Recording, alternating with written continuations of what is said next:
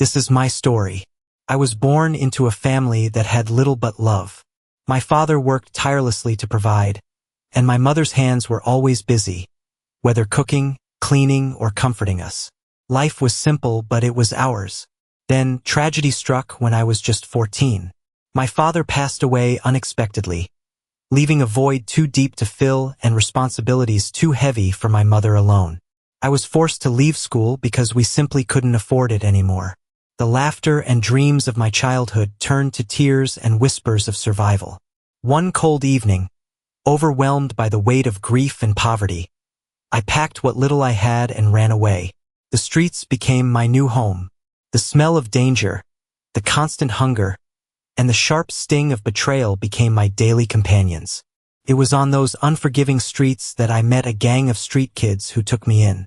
We called ourselves family, though none of us knew what that word really meant anymore.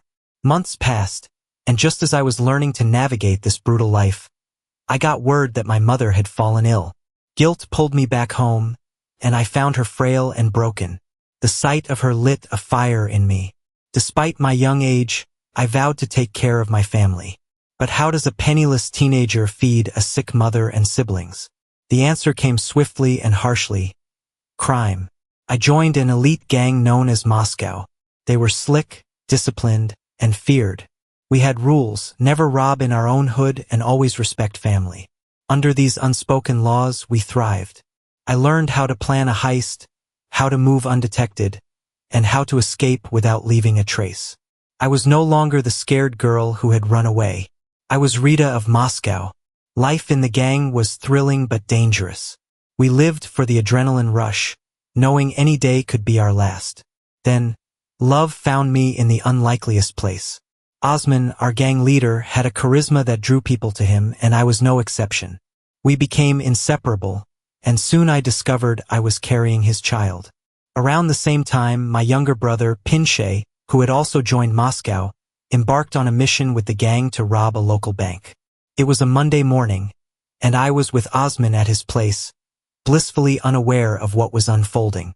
The Criminal Investigation Unit had been gathering intelligence on us for months. That day they were ready. Pinchay was the first to pull a gun at the bank. He never stood a chance. 2 shots to the head ended his life instantly. The news hit me like a bullet. My brother was gone, and my child would never meet his uncle. I vowed then to name my baby after him, Little Pinchay. The police closed in on Moscow's operations, arresting several members and raiding our safe houses. Osman was caught and sentenced to 8 years in prison. I was left to fend for myself, pregnant and heartbroken. But life on the streets teaches you one thing: survival. Little Pinchay was born, and his tiny cries gave me the strength to keep going. I returned to the gang's remnants, determined to secure a future for my son. Despite the danger, I continued going on missions, always with the specter of death looming over me. On January 3, 1999, Osman was released from prison. I was there, waiting outside, clutching little Pinchay. He looked at his son for the first time and smiled. But Osman's mind was still on the streets. That very evening, he planned a robbery, an ATM hit. I begged him to reconsider, but his resolve was unshakable. The mission went horribly wrong. The target was no ordinary man. He was a private citizen with a gun license. Before Osman could react, a single shot shattered the night. His head, it was gone in an instant.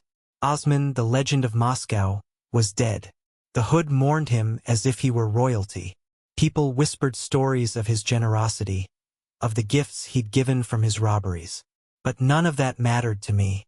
I had lost the father of my child, the man I had dared to love in a world of crime. Life didn't stop for mourning. I kept going, even when a mission left me with a permanent injury that would haunt me for the rest of my life. But my story doesn't end here. To find out, please like, share, and subscribe to my channel.